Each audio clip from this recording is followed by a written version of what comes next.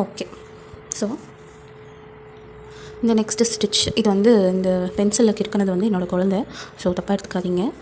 எனக்கு 1.5 வயசில் ஒரு பையன் இருக்கான். ஸோ அடிக்கடி அந்த மாதிரி ஏதாவது நடக்கும். So kindly ignore this.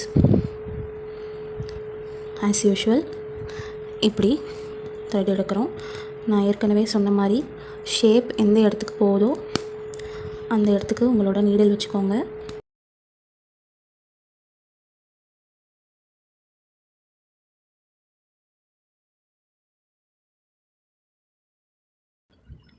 சில டைம் வந்து என்ன ஆகும் அப்படின்னா, இந்த ஃபேப்ரிக் இருக்கிற த்ரெட்டும் நம்மளோட த்ரெட்டும் என்ன சொல்கிறது, ஒன்றா வரும். லைக் சிக்க மாட்டுற மாதிரி வரும். அந்த நேரத்தில் நீங்கள் என்ன பண்ணுறீங்கன்னா, கீழே இருக்க த்ரெட்டை விட்டுருங்க. விட்டுட்டு உங்கள் நீடில் வச்சு இப்படி பண்ணிங்கன்னா கொஞ்சம் ரிலாக்ஸ் ஆகிடும். சரியா?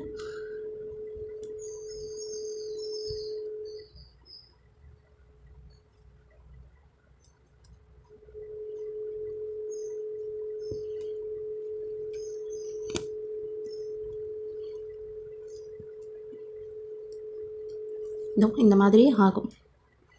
நல்லா கவனித்து பார்த்தீங்கன்னா தெரியும், என்னோடய ஃபேப்ரிக்கோட த்ரெட்டும் இதோட த்ரெட்டும் ஒன்றா மாட்டிக்கிச்சு. ஸோ அந்த மாதிரி மாட்டுறப்போ நீங்கள் என்ன பண்ணுறீங்க அப்படின்னா, கொஞ்சம் லூஸ் பண்ணுறீங்க. இப்போ பார்த்தீங்கன்னா என்னோடய மோட்டிவ் இந்த இடத்துல இருக்கா, நான் அது போகிற இடத்துலையே தான் இப்படி நீடில் இப்படி திருப்பிகிட்டே வரேன். ஸோ இது இப்படி வளையுது. நான் நீடில் எங்கே வச்சுருக்கேன், இந்த டைரெக்ஷனில் வச்சுருக்கேன். ஓகேவா? ஸோ நம்மளோட மோட்டிவ் எந்த இடத்துல போகுதோ அந்த இடத்துக்கெல்லாம் நம்ம நீடில் திருப்பிக்கணும். நல்லா கவனிச்சுக்கோங்க. நான் ஃப்ரேமை மட்டும்தான் திருப்பக்கூடாதுன்னு சொன்னேன். நீடில் உங்கள் ஷேப் எந்த இடத்துக்கு போகுதோ அந்த இடத்துக்கு நீங்கள் நீடில் திருப்பிக்கலாம் as per your convenience.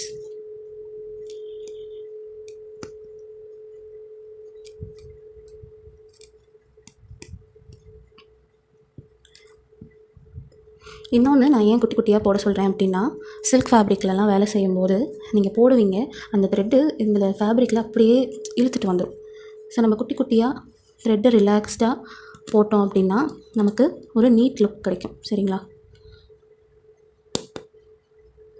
Again இன்னொரு பாயிண்ட் நான் என்ன சொல்லணும் அப்படின்னா, இப்படி ஒரு ரைட்டு ஒரு லெஃப்ட் ஆர் ஒரு லெஃப்ட் ஒரு ரைட் த்ரெட் என்ன பண்ணோம் வெளியே வருதோ அந்த மாதிரி நீங்கள் பண்ணிக்கோங்க. ஒரு ரைட் ஆர் ஒரு லெஃப்ட், இல்லைன்னா ஒரு லெஃப்ட் ஒரு ரைட், நீங்கள் எந்த டைரெக்ஷனில் நீடில் திருப்புறீங்கன்றதை பொறுத்து. ஆனால் நீங்கள் எடுத்துகிட்டு இப்படி திருப்பிகிட்டே இருந்தீங்கன்னா இந்த பக்கம் ஒரு ஓட்டை விழுகுது பார்த்தீங்களா, அந்த மாதிரி வந்துடும். அந்த மாதிரி நீடில் இப்படி வச்சுட்டு இப்படி நீங்கள் ஆட்டிகிட்டே இருக்கக்கூடாது. சரியா? ஒரு தடவை டர்ன் பண்ணிங்கன்னா போதும். சில டைம் நீங்கள் லெஃப்ட் எடுக்கும் போதே உங்களோட த்ரெட் வந்துடும் அப்படி. Okay okay. இப்போ இந்த இடத்துல ஷார்ப் எட்ஜஸ் இருக்குது. நம்ம என்ன பண்ண போகிறோம், இங்கே எப்படி கொடுத்துட்டு நான் எந்த டைரெக்ஷனில் கொண்டு போகிறேன், மேலே கொண்டு போகிறேன். அப்போ நான் என்ன பண்ணணும், இதுக்கு ஆப்போசிட்டில் ஒரு த்ரெட் எடுக்கிறேன், ஸ்டிச் போடுறேன், அண்ட் நான் திருப்பியும் ஸ்டிச் பண்ண ஸ்டார்ட் பண்ணிட்டேன். இப்போ எனக்கு அந்த ஷார்ப் எட்ஜஸ் கிடச்சிருச்சா? அதே மாதிரி தான் நீங்கள் எல்லா ஷார்ப் எட்ஜஸ்க்கும் பண்ணணும். முக்கியமாக ஷார்ப் எட்ஜஸ் உங்களுக்கு வரணும் அப்படின்னா நீங்கள் லாக் போட்டுட்டு அதுக்கப்புறம் தான் ஸ்டார்ட் பண்ணணும். இப்போது நான் கீழே கொண்டு வர போகிறேன். அப்போது அதுக்கு ஆப்போசிட் டைரெக்ஷனில் ஒரு லாக் போடுறேன், மறுபடியும் நான் கீழே கொண்டு வரேன். ஓகேவா?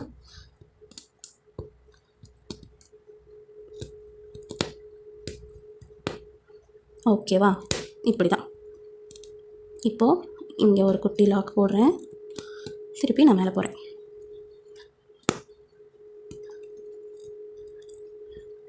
கிளாஸ்க்கு ஜாயின் பண்ணுறவங்க வீடியோ பார்த்தீங்கன்னா கண்டிப்பாக சப்ஸ்கிரைப் பண்ணுங்கள், லைக் பண்ணுங்கள். கிளாஸ்க்கு ஜாயின் பண்ணாதவங்களும் லைக் பண்ணுங்கள், தப்பில்லை. அண்ட் ஒன் மோர் டிப் நான் என்ன சொல்லணுன்னா, உங்களோட இந்த த்ரெட் பாக்ஸ் இருக்கு இல்லையா, நான் ஒரு பாக்ஸ்குள்ளே போட்டு வச்சுக்க சொன்னேன் நேற்று. இந்த பாக்ஸ் இது வந்து இந்த ஸ்டாண்டு இருக்கு இல்லையா, இந்த ஸ்டாண்டு இந்த பக்கம் வரக்கூடாது. இந்த த்ரெட்டு உங்களோட பாக்ஸு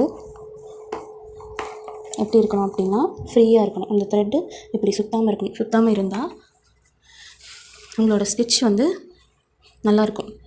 சம்மந்தம் இல்லாமல் சொல்கிறாங்களேன்னு நினைக்க வேண்டாம். ஏன் ஸ்டிச் நல்லாயிருக்கும்னு சொல்கிறேன்னா, அங்கே மாட்டிடுச்சுன்னா உங்களுக்கு த்ரெட்டு மேலே இழுக்கிறதுக்கு கொஞ்சம் டிஃபிகல்ட்டாக இருக்கும் இல்லையா. இப்படி டிஃபிகல்ட்டாக இருக்கும் போது ஒரு மாதிரி இழுத்துட்டு இருக்க மாதிரி இருக்கும். எனக்கு இவ்வளோ நேரம் இழுத்துட்டு தான் இருந்துச்சு, நான் இப்போ தான் ரிலாக்ஸ் பண்ணி விட்டேன். இது வந்து காமனாக எல்லாருக்கும் ஆகிற மிஸ்டேக் தான். ஸோ அதனால் நீங்கள் நோட் பண்ணிகிட்டே இருங்க.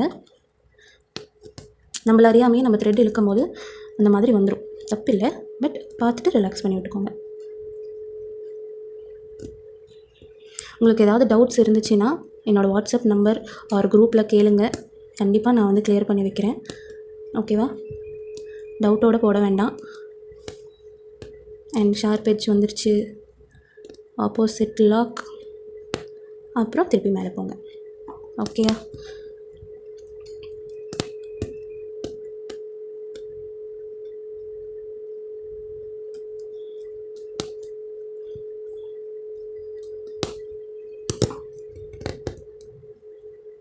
அதே மாதிரி எட்ஜ் வந்துருச்சு, ஆப்போசிட் லாக் பண்ணிவிட்டு த்ரெட்டு முன்னாடி கேரி பண்ணிவிட்டு வாங்க.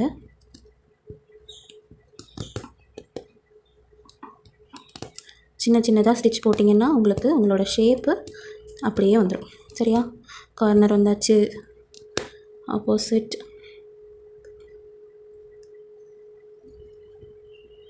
லாக், மேலே வந்துட்டோம். ஓகேங்களா? ஸோ இந்த மாதிரி தான் நீங்கள் ஸ்டிச் ப்ராக்டிஸ் பண்ணணும்.